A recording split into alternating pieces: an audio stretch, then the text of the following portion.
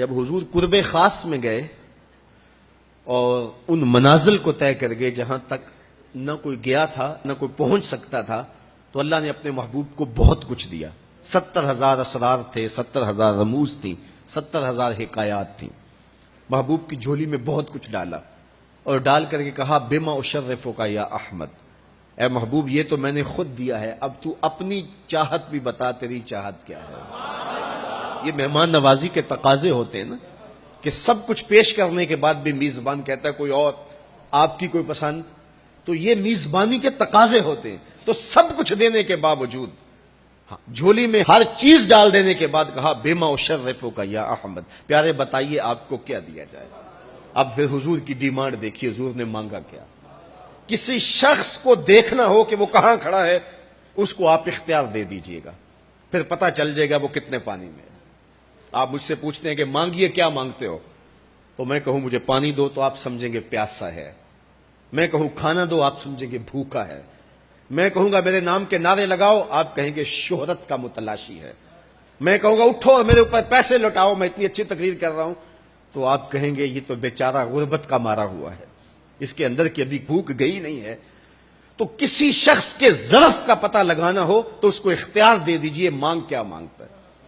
اور مانگنے والے جب کوئی کمال چیز مانگ لیں، وہ کیا کسی نے کہا نا میرے سوال کی عظمت تو دیکھ ہے ساقی، میرے سوال کی عظمت تو دیکھ ہے ساقی، جام نہ دے حسن طلب کی داد تو دے۔ تو کسی کے سوال سے اس کا ظرف کھلتا ہے کہ وہ کہاں کھڑا ہے۔ اب حضور کو اختیار دیا جاتا ہے محبوب مانگیے کیا مانگتے، مال و زر مانگا، دولت مانگی، یہ تو قدموں میں رلتے تھے حضور آنکھ اٹھا کے نہیں دیکھتے تھے، تو پھر مانگا کہا بنسبتی الیک بالعبودیہ، اے اللہ ساری زندگی میں کہتا رہا کہ تو میرا رب ہے، یہ میں نے غاروں میں بھی کہا، یہ میں نے پہاڑوں پہ بھی کہا، طائف کے بازاروں میں بھی کہا، مکے کی گلیوں میں بھی کہا، برستے پتھروں کے سائے میں بھی کہا، میرے سر انور پہ اوجری ڈالی جاتی رہی میں نے سر نہیں اٹھایا اور کہا کہ تو میرا رب ہے۔ ساری زندگی میں نے کہا کہ تو میرا رب ہے، آج تو بھی تو کہہ دے کہ تو میرا بندہ ہے،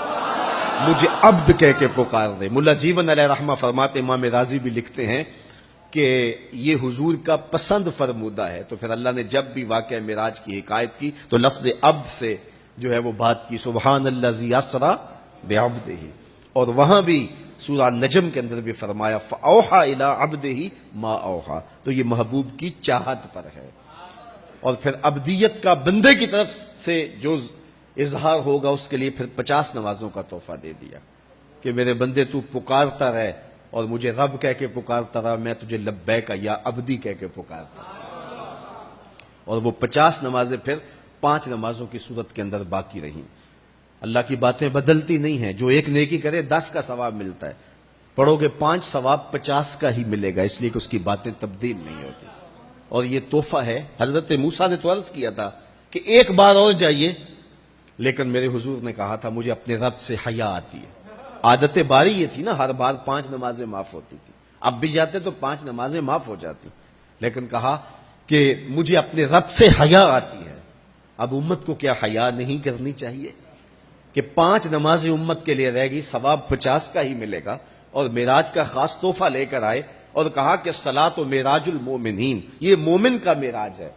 میں تو سر عرش پہنچا ہوں لیکن تمہارا معراج کیا ہے، تم سجدے میں سر جھکاؤ، دیکھنا تمہارا مالک تمہیں کتنا قرب دیتا ہے۔ جب کوئی شخص سجدہ ریز ہوتا ہے اس پہ اتنی رحمتیں اترتی ہیں، اگر اسے پتہ چل جائے کہ یہ رحمتیں نازل ہو رہی ہیں